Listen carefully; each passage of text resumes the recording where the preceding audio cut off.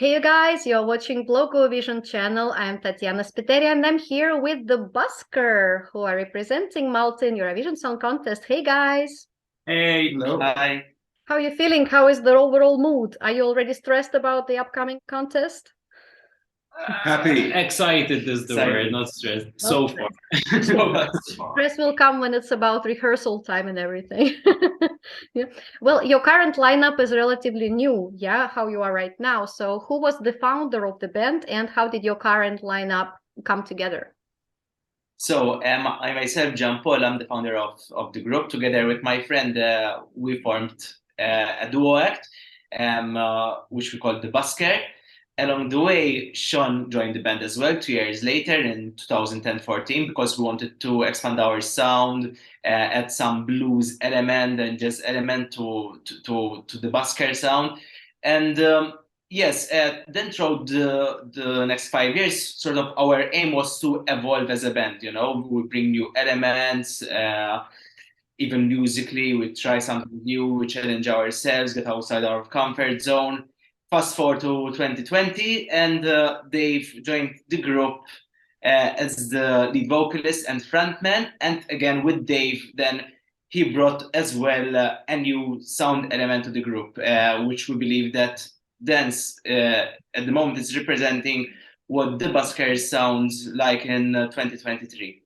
And the genre of your music basically changed as well with the new vocalist, right? Yes. Yeah. You became a bit more like jazzy or funky in style? I mean, usually the band sound revolves around the singer, you know, as in the voice for me is the most important instrument in the band. So I believe that, yes, once they've joined the band, obviously we had to adapt our sound to fit his tonality, his third person. Plus, everybody has a different music background, obviously. What was your background? What did you grow up on listening? What about if sorry from So I'm coming from the alternative scene. Growing up, I used to like a lot of alternative bands. If I start mentioning bands, I won't stop. But yes, for me, that's what shaped my music. It's the alternate scene mixed with some pop and hip hop. All right. What about you, Dave? Growing up, I think I always loved acoustic sounding songs, so more leaning towards singer-songwriter.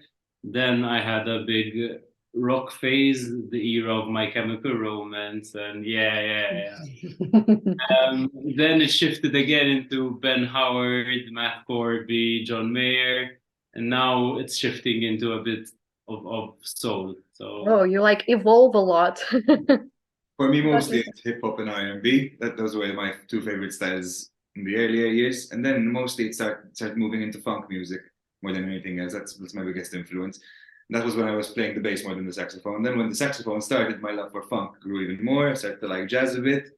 John Mayer came into my life as well, which made me love John Mayer, and that made me go into pop music as well.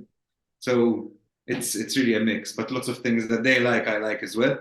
I think in terms of what they listen to, though, I think David's the closest to my taste. But Jean Paul listens to a lot of different things then, which open up my mind to what sounds can be. Right. So I think everything's a bit important. We overlap. Yeah. Yeah, and you always evolve. You listen to each other's, influences, and you get influenced as well. Most artists nowadays, especially in modern music, it's sort of like a fusion of styles, you know, and sort of everyone like mix and match from collaborations. Collaborations, yes. Collaborations introduced a lot of overlapping sounds and people having influences from one song into another, which I mean, and I think that led people to be more united in music. Before you had rockers, a rapper, dance. So but nowadays I think that's starting to shift a little bit, which is for me it's a very positive thing in music. That word I know in Maltese, ezat. Ezat. So yeah, and the name of the band is the Busker, but does it literally mean you used to busk in the streets of Malta? Yes, we used to actually, in the capital city of Malta, in Valletta, and in Slema. That's how we started. We wanted to sort of portray this image of that person who's constantly there, you know, rain or sunshine.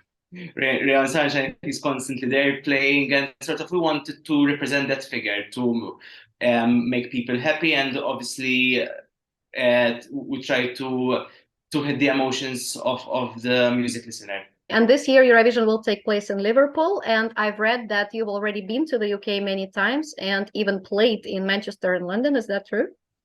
Is it true? Yes, true. The John Paul has been 3 times to Liverpool. I have been once. So like the one time I went was with John Paul in reality, as in with the BUSKER.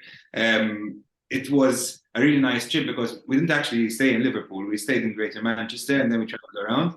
So we got an opportunity to play in different places and meet different locals and all that. And you get feedback, you know, of what people like in a different country. It always feels amazing from Obviously. Is that also true? You even busked in the streets of Liverpool or London?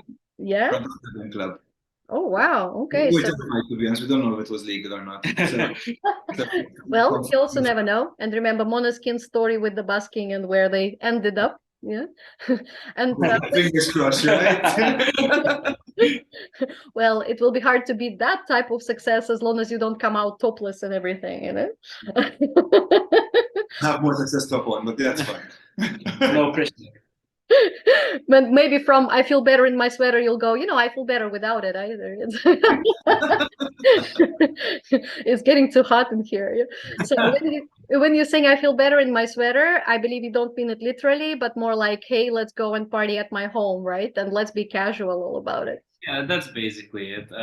There's a concept of let's get rid of the formalities and you know just manage to feel comfortable without the party scenes and the hustle and bustle of things. Yeah, the song encourages hospitality, meeting friends, of course, inviting friends. So I have a question: how often do you really invite your friends over home?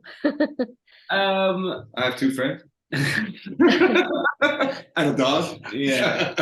I think mostly ever since lockdowns and there was the self-isolation thing, there were a lot of there were less places where people can meet. You know, I think that started the idea of people going into houses rather than just hanging out at a cafe or a bar. So I think for us, it represents a bit of us coming out of that time, but still rooting ourselves into that time where it ended up being a favorite thing of us staying inside, having our own kind of settings and our own parties kind of thing.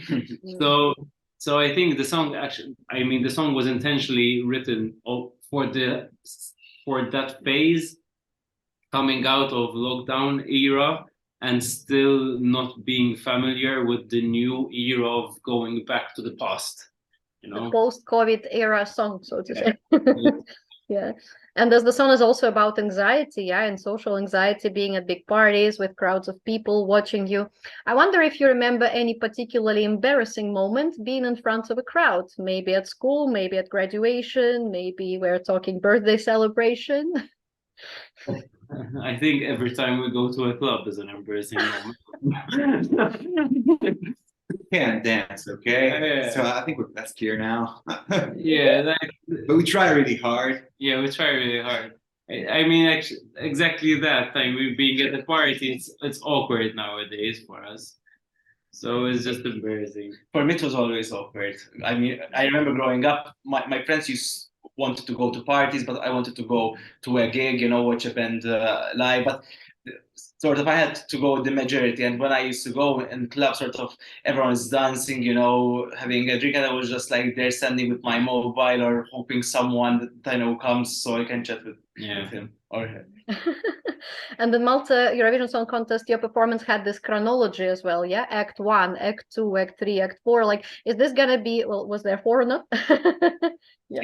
Just 3, yeah. And will it be the same kind of concept in the contest, or you are thinking of redoing it the whole way?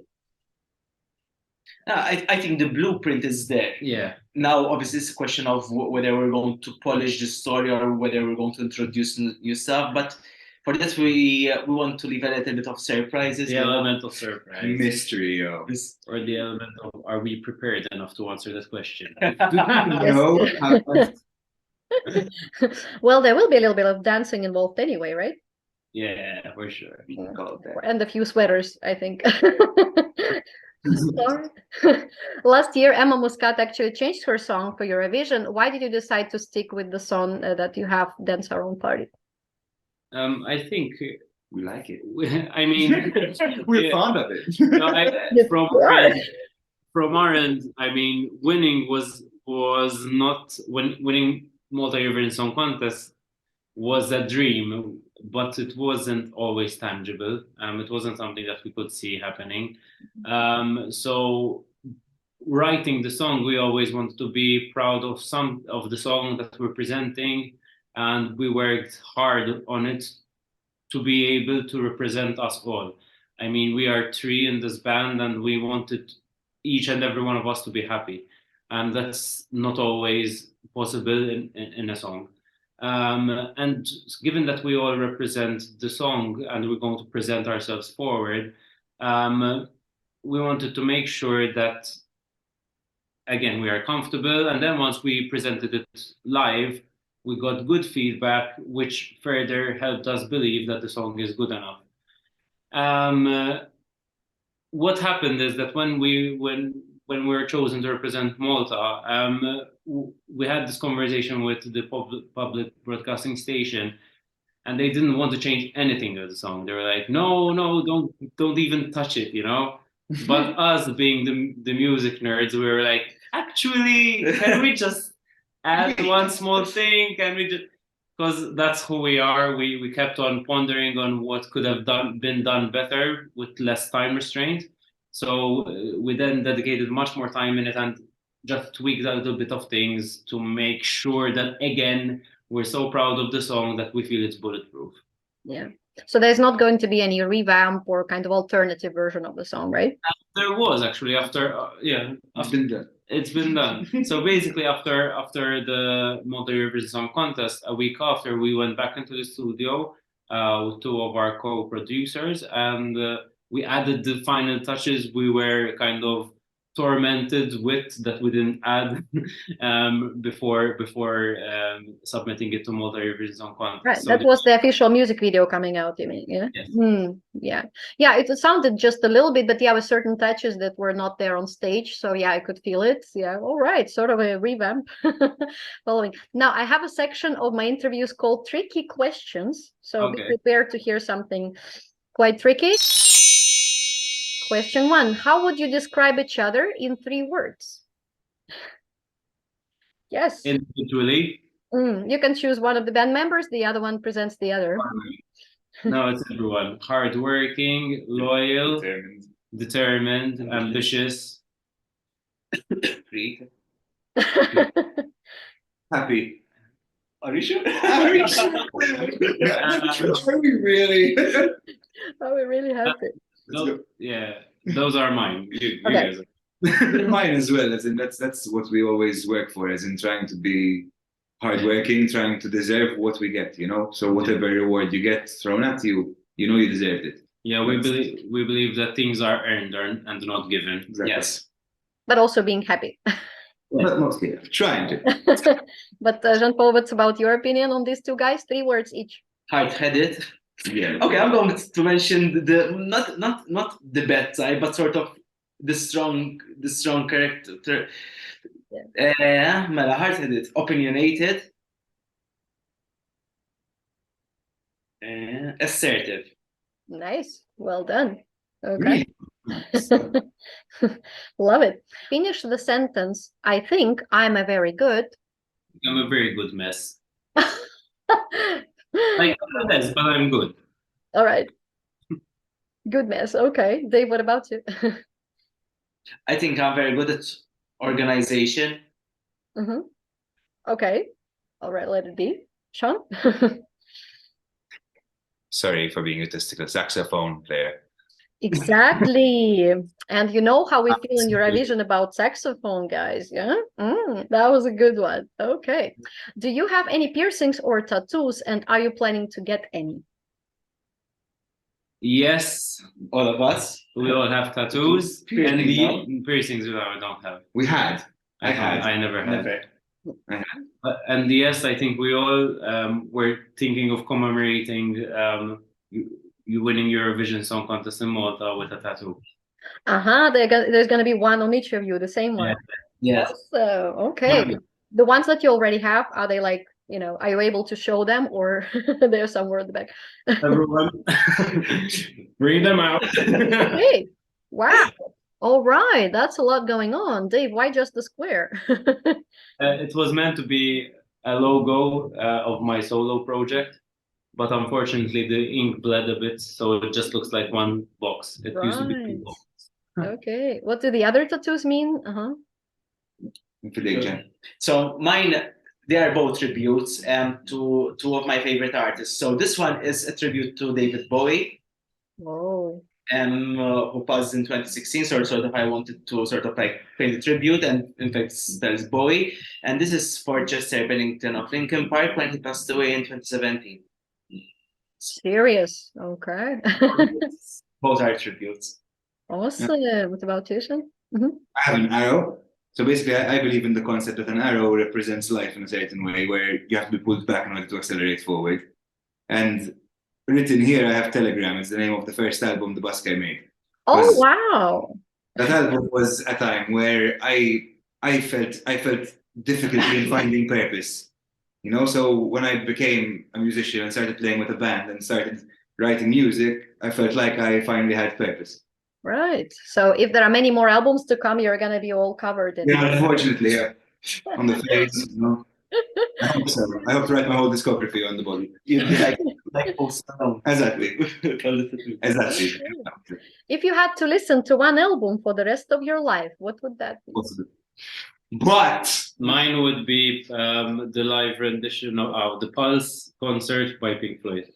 Pink Floyd, got it. I don't want to go so old schoolist. I understand the significance of it, 100%. For me, it's live in LA, John Mayer, the live album. Love it. Okay. Jean Paul?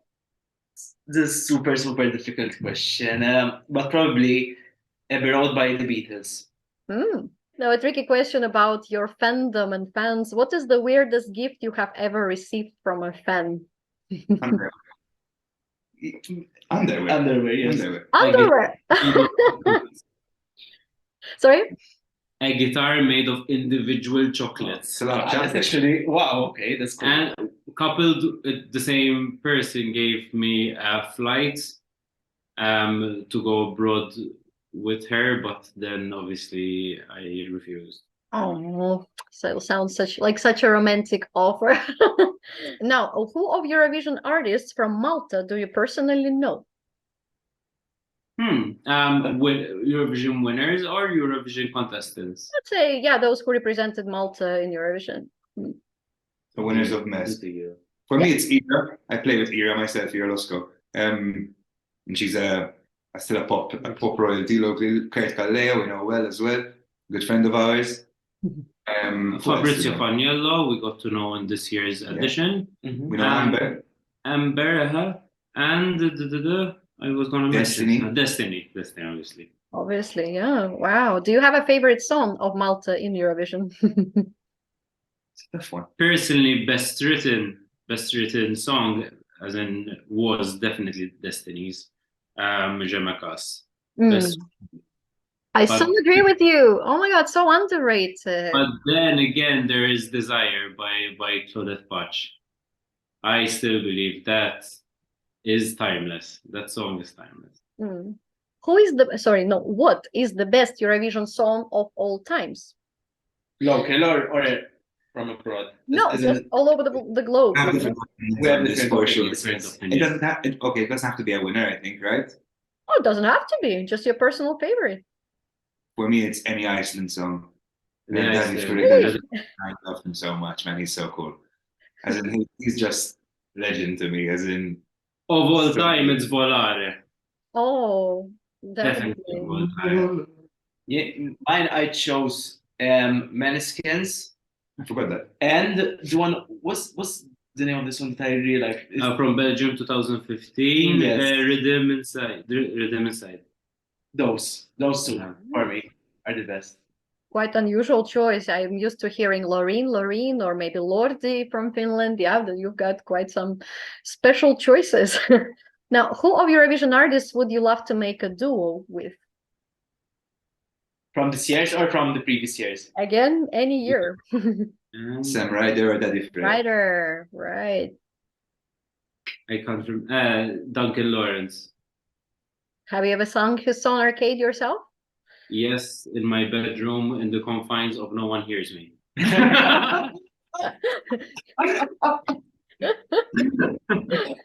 That's amazing. John Paul, what about yours?